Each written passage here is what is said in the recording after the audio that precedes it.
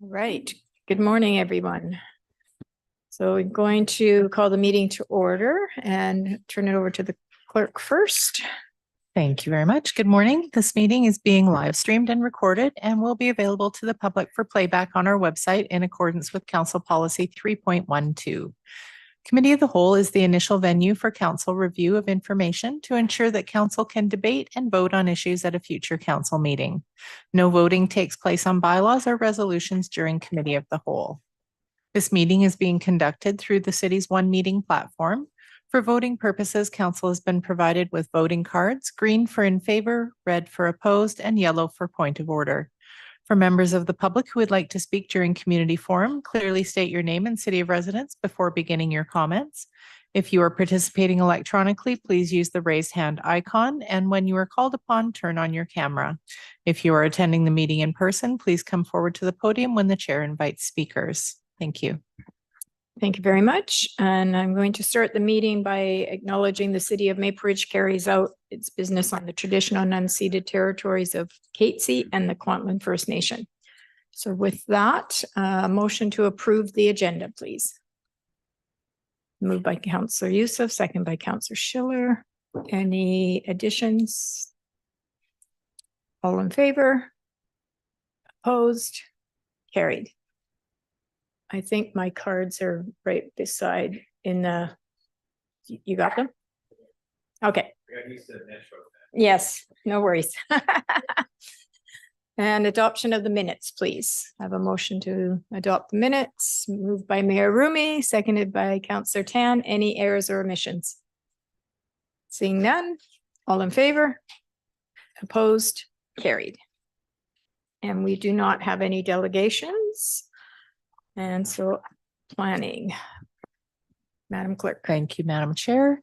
The next item on the agenda is item 5.1, application 2020-411-DVP at 21429 121 Avenue for a development variance permit to reduce the ultimate road width of 121st Avenue, requiring a road dedication for the subject property, and staff are in attendance to present the application. Good morning. Good morning, Madam Chair and Committee.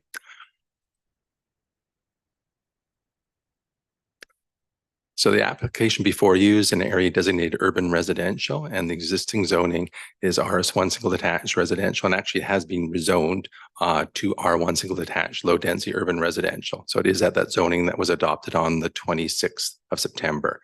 It was given final reading. The site is 0.25 acres and there's 2 lots being proposed. This is the subject property on the cadastral map, and the subject property showing it in the urban residential area on 121st Avenue. And the rest of the slides aren't moving forward on this. It's quite a simple report, though. This is on the ortho photo, just showing the built environment around and a small 2-lot subdivision that was recently created to the east. And as noted, this development variance permit application has been received in conjunction with a subdivision application to reduce the road right-of-way width. The following variance is requested to the Subdivision and Development Services Bylaw 4800 in 1993 to reduce the ultimate road width of road width of 121st Avenue from 24 to 18 meters, requiring a road dedication of only 2.8 meters for the subject property. And as noted, Council considered final reading of the zoning adoption of the bylaw associated with this on the 26th of September, and that had the same road dedication and lot plan layout. This is simply a variance that's required to facilitate the subdivision after the rezoning. And the recommendation is before you, Madam Chair and Committee. Thank you very much. Motion to move it forward, Councillor Youssef, seconded by Councillor Schiller. Any questions? Councillor Carreras. I just have one question. Obviously it's in line with everything that's going, but have all these houses, like, I'm just curious why some of these lots had less of a frontage and the rest didn't, because it's not like everything else has been redeveloped. I'm just curious about the history of this road. So as a road as there's development along 121st, there's dedication required, and the lot most recently subdivided to the east has the ultimate road dedication, and this application would have the same road dedication. Some of the older lots from anywhere from 50 to 100 years ago won't have that road dedication taken off, so that's why they go in and out. Yeah. Okay, and then so when we lose that road dedication, so originally back in the day, was it meant to be something, or it was something that never came to fruition, and so we're just houses are able to reclaim that back? The road was originally narrower, and then as we get subdivisions such as the one to the east and now this one, we widen it to what our current requirements are. And the engineering department's determined that is 18 meters. So. Okay, and is there a goal eventually as we do that to what will happen? I will defer to the director of engineering. Warren. Thank you. So through the chair to council. So the goal along this stretch is for some active transportation improvements in future. It's a route to and from school. And so we actually have a project on the current capital plan that is looking at fitting some active transportation components into this. And we're pretty early into that design concept now. But we look to have some conversations with the community in the new year as to what those are going to look like. Having said that, the 18 meters is sufficient to fit in and to site this infrastructure that we're planning along 121. Okay, so the goal is to make this a safer street for everyone. Absolutely. Okay, thank you. Okay, any other questions? Seeing none, all in favor? Opposed? That's carried. Thank you, Madam Clerk. Next item, please. Thank you, Madam Chair. The next item is 6.1 Maple Ridge Subdivision and Development Servicing Amending Bylaw number 7950-2023 to reduce the off-site frontage requirements for single-family rebuilds in unit suites and detached garden suites in order to increase the affordability of construction, incentivize the construction of detached suites, and reduce permit application timelines. And staff are in attendance. Good morning. Good morning. Thank you. So thank you, Mayor and Council. So I've got a brief presentation which supplements the report that's in front of you for consideration today. The title, it's quite convoluted. However, we're talking about the frontage requirements for new single-family infill building permits. And so that's what our presentation will focus on. So in the presentation, I'll discuss the timeline, remind council how we got here today, discuss the current requirements and introduce the proposed changes. Next, I'll present the anticipated impacts of these proposed changes, quickly discuss a municipal scan, and list some of the potential alternatives should council wish to head in a different direction than the staff recommendation. And finally, I'll close with the recommendation within the report. So in regards to the timeline, the last time this topic was in front of you was at the June 13th council workshop. At that time, there were some questions about how this recommendation relates to the strategic transportation plan. And the strategic transportation plan was formalized at the end of September, giving council a cleaner line of sight of the current infrastructure gap, specifically in regards to pedestrian and cycling infrastructure. Since then, staff have received correspondence from the development community, some representing their companies, other representing homeowners, urging staff to bring forward today's resolution to committee for consideration. Should council approve this motion, it would go forward to council for the first 3 readings on November 28th and then to adoption on December 12th. So here I thought it might be helpful to walk through the engineering requirements of an applicant constructing a new single-family building permit. Staff are proposing that the first 3 requirements stay in place in effect, and these requirements ensure that the parcel has appropriate water, sanitary, and storm main access. The portions circled in red are the requirements that staff are that recommended be eliminated for single-family infill building permit applications. As you can see, staff have included undergrounding of BC Hydro wiring on the list for elimination. And since our previous discussion with council, we've heard loud and clear from the development community that these costs can range from $4,000 to $40,000 per lot. And staff tend to agree with the development community that these are better considered on a block by block basis and not on a per frontage basis. So what are the potential impacts of making this change?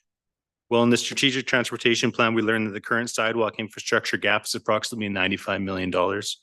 And by eliminating the frontage upgrade requirements, this means there would not be any incremental improvement in neighborhoods as single family development occurs. This redistributes the infrastructure costs from the building permit applicants to others, but in doing so, it greatly reduces the cost of single family housing, including in-unit suites and detached garden suites. And it also streamlines the review process, as no engineering referral will be required for these service sites. So what does it look like out in the field? And so on the screen, I've included some photos of a recently developed site. And as you can see, the new development infrastructure stands out on this undeveloped road network. This is a good example. As you can see, in many cases, we're not necessarily closing a small sidewalk gap, as we have many historic neighborhoods that were developed under older design criteria, which do not have sidewalks along the entire block. And so with any change, we did do a scan of some of the comparative municipalities. Upon review, it was evident does not appear to be a standard approach regarding frontage improvements. Some municipalities require frontage improvements in high density areas near transit facilities. However, the majority of responding municipalities do not trigger frontage improvements for single family building permits. And so on this slide, I've included the alternatives. They're also in your report. And depending on how discussions go today, we can always circle back to these to help guide some of those future discussions. And that leaves us with staff's recommendation. It's included in your report. Happy to answer any questions you may have. Thank you very much. So can I have a motion to move it forward, please? Councillor Youssef, second by Councillor Schiller. Questions? Councillor Schiller.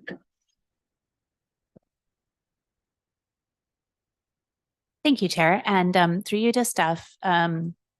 Okay, couple questions. And thank you. I love the alternatives being included in here. That's really helpful. So thank you for that. The underground wiring, can you just help me understand a little bit more? Is this something that we have previously required? Like, I acknowledge it's been an issue lately, but I mean, is this a requirement that's been in place over the last 10 years, or is this sort of something that's come up more recently? Yeah, absolutely. So it is a requirement to the existing bylaw, which has been in effect for quite some time.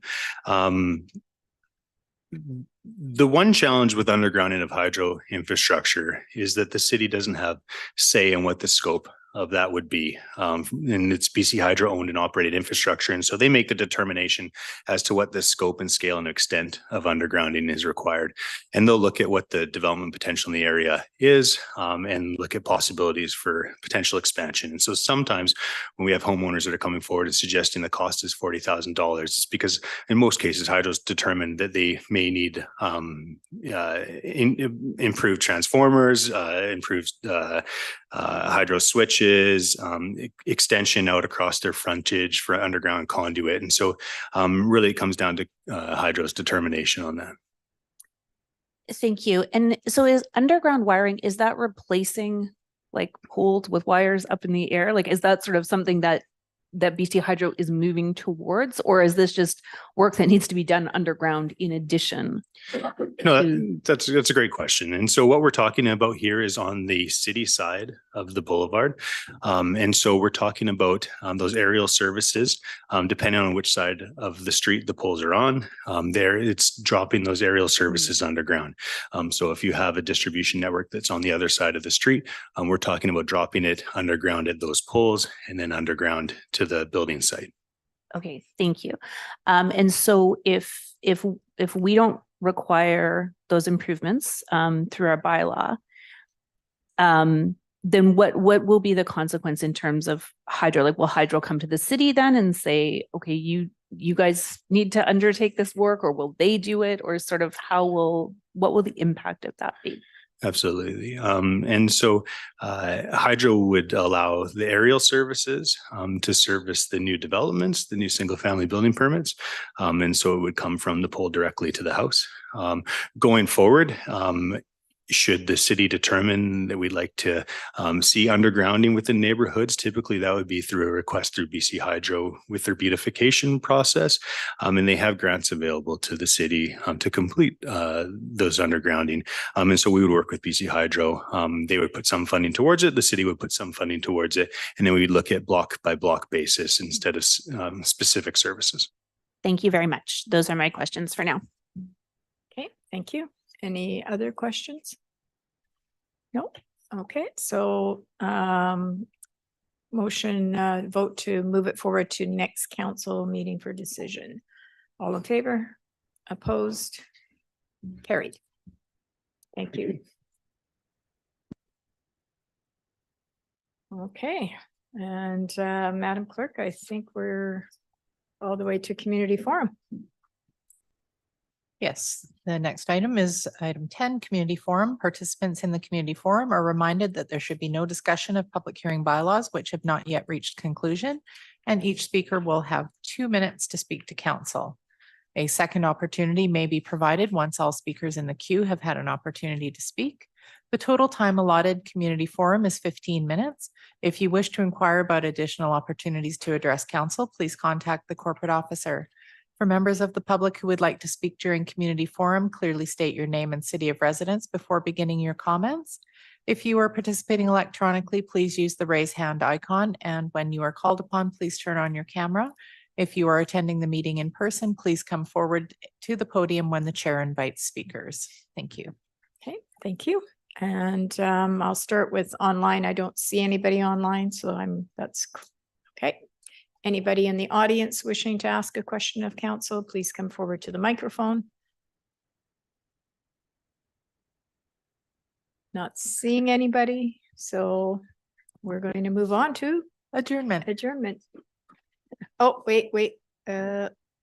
I didn't say adjourned yet, so you're good. Myself, Mandeep Sandhu, and the property owner of 21794 126th Avenue. And I just here to say thanks to all the city staff and all the council and our mayor to bringing that motion for bringing underground to above ground services. Just here to say thanks to all of you to supporting all the new developments. Thank you. Thank you very much. Appreciate that. So anyone else wishing to speak to council, I'll do it again. All right, now we'll move on and we're adjourned. Short and sweet. And I believe so. Yeah, so we need to change links and everything.